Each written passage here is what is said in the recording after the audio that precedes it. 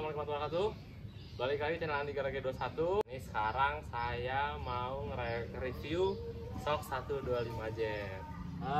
Shock 125 Jet Kayaba. Apa sih itu Kayaba? Nah, buat yang belum tahu, Kayaba itu sebuah produsen yang membuat itu shock breaker atau hidrolik.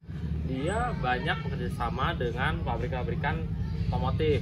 Contohnya dari Yamaha ini, ya, Yamaha mempercayakan Kayaba sebagai vendor untuk mensuplai shock breaker untuk motor-motornya. Kayaba juga membuat mensuplai stok untuk pabrikan motor atau mobil lain. Seumpama motor itu Suzuki, dia juga memakai Kayaba.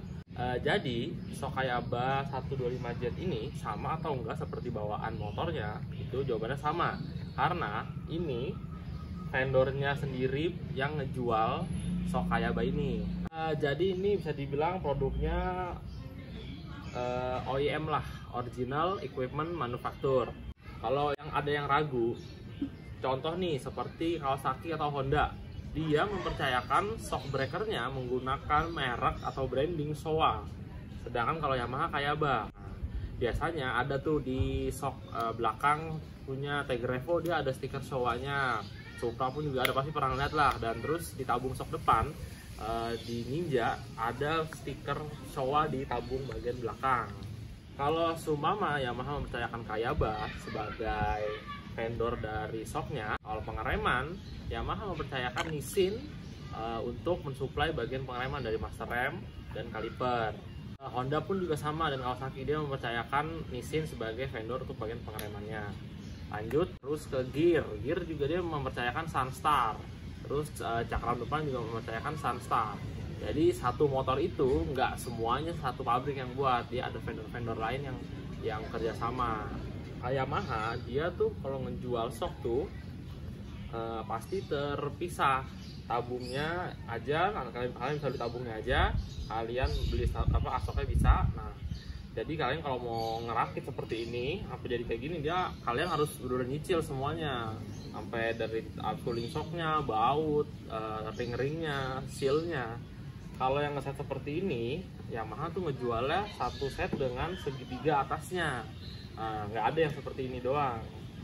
Lanjut untuk soal shock ya, 125 Jet ini dia udah banyak ya dipakai di dunia perbalapan juga. Dipakai di MX yang ada, F1 ZR ada, Jupiter pun ada, banyak tipe-tipenya. Jadi tinggal kira-kira ridernya maunya pakai shock apa, banyak ini jadi pilihan. Tapi dengan kondisi ya shocknya nggak standar ya, udah di upgrade.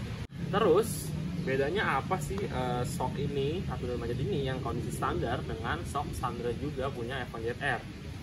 Bisa dibilang nggak beda jauh ya, empuk kerasnya sama yang standar ZR. Nah, kalau soal empuk kerasnya kalian bisa atur dari olinya.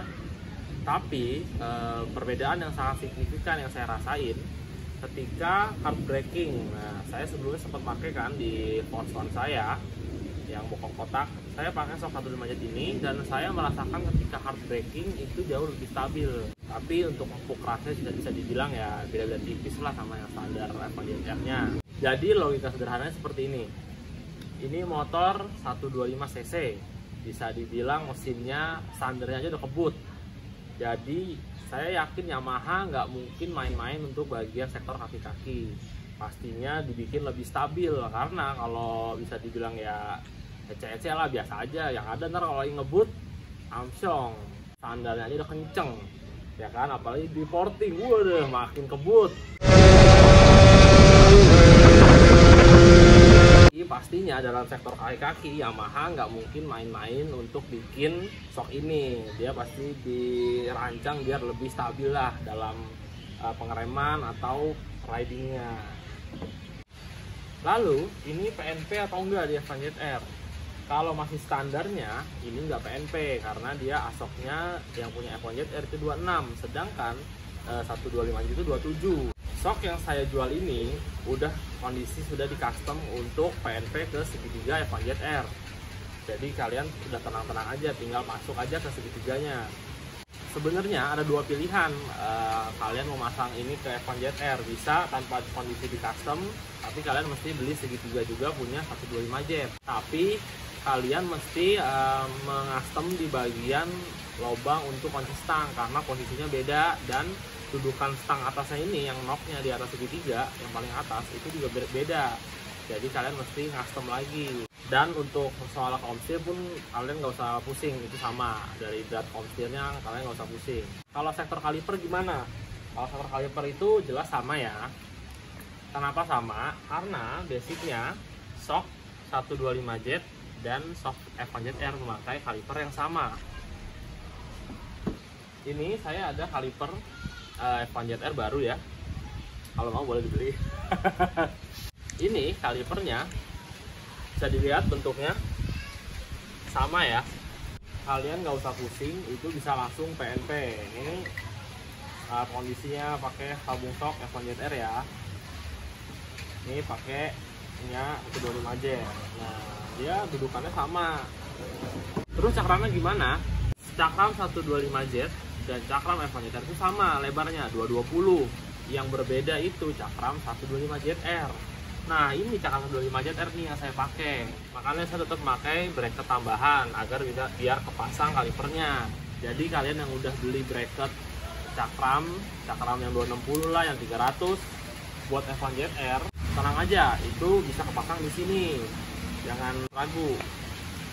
Nah, ada yang nanya, kalau bedanya apa bang 125 jet sama 125 ZR? Bedanya dia posisi dudukan kalipernya ini dia lebih jauh karena dia didesain untuk cakram yang 267 seperti ini. Kalipernya pun juga beda yang punya 125 ZR, dia basicnya mirip-mirip sama punya Supra. Jadi nggak bisa pakai kaliper ini, tabung shocknya 125 ZR, kecuali kalian berubah bracket bisa.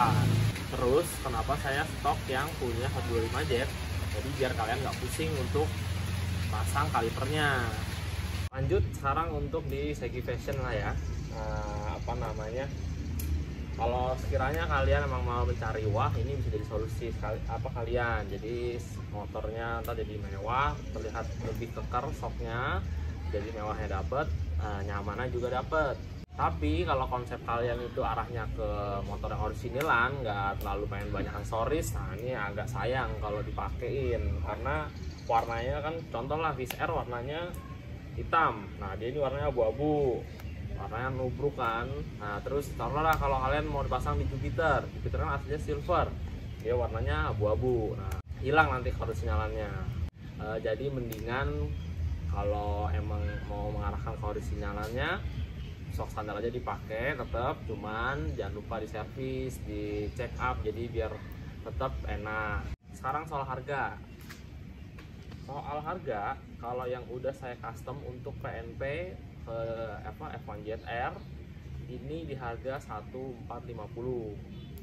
Kalau yang masih standar atau belum diapa-apain biasanya saya jual 13 atau 3,5. Perbandingannya deh dengan shock standar F1ZR, harganya bisa dibilang nggak beda jauh. Saya biasanya jual shock standar F1ZR ya, yang tinggal rakit, itu di harga sekitar 1,2an. Banyak nih yang nanya di TikToknya istri saya, ini PNP nggak di motor lain? Nah, ini sepengetahuan saya, hitungan saya ngasemin untuk di Viz R bisa dipasang di Jupiter, di Vega, di Jupiter M-X King ini bisa juga. Tapi untuk M-X King kalian mesti ganti kaliper. Nah yang sama kan, kalau Jupiter kalipernya juga sama nih seperti ini, Jupiter yang lama, Jupiter Burhan, Jupiter yang jet yang lama, tapi Jupiter Jet One beda. Nah bisa juga dipasang shock ini tapi kaliper ganti. Ada juga yang nanya nih, bisa nggak dipasang di Vario? Waduh, sebenarnya sih kalau mau custom sih bisa-bisa aja. Nah tapi kan kalau Vario kan repot ya, cakramnya ada di kiri, pindahin ke kanan, terus nanti kaliper beli juga. Dan mungkin kalau dipasang bakal jadi lebih tinggi karena ini untuk ukuran bebek ya.